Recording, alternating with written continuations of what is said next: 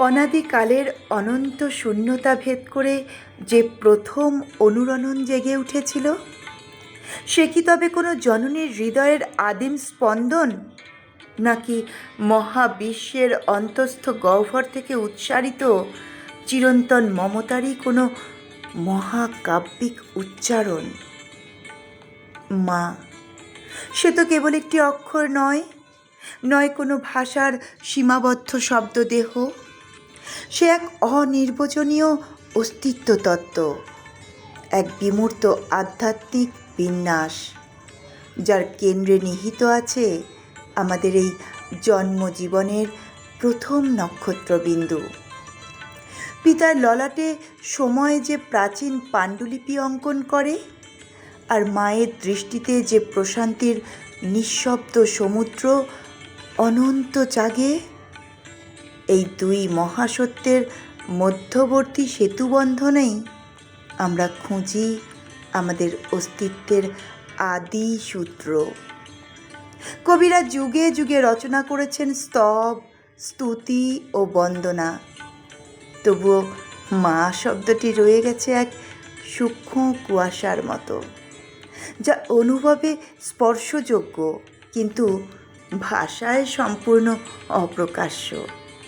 হে বিশ্বজননী, তুমি কেবল গৃহকোণের প্রদীপ নও, তুমি সেই অনির্বাণ জ্যোতি যা জঠরের অন্ধকারে প্রথম শিখিয়েছিল আলোর সঙ্গে আমাদের প্রথম চিরসন্ধি।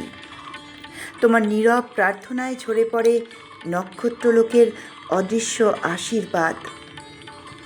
সহস্র জননীর নিঃশব্দ দীর্ঘশ্বাসে পৃথিবীর ধুলিও পায় পবিত্রতার স্পর্শ।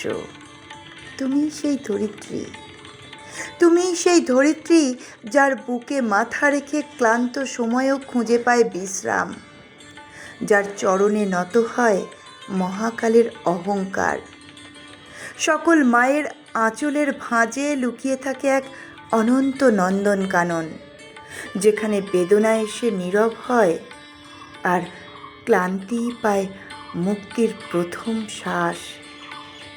মা মানেই এক সুগভীর আত্মতত্ত্বের নিঃশব্দ পাঠশালা, যেখানে প্রেমের কোনো বিনিময় নেই, আছে শুধু অবিরাম দান আর অনন্ত ত্যাগের মহিমান্বিত নীরবতা। এই মা দিবসে সকল জননীর চরণে নিবেদিত হোক আমাদের এই নশ্বর অস্তিত্বের এক অবিনশ্বর নক্ষত্রকুসুম অর্ঘ্য। নমস্কার। পাঠ করলাম মিল্টন গোলদারের লেখা কবিতা নক্ষত্রকুসুম জননী।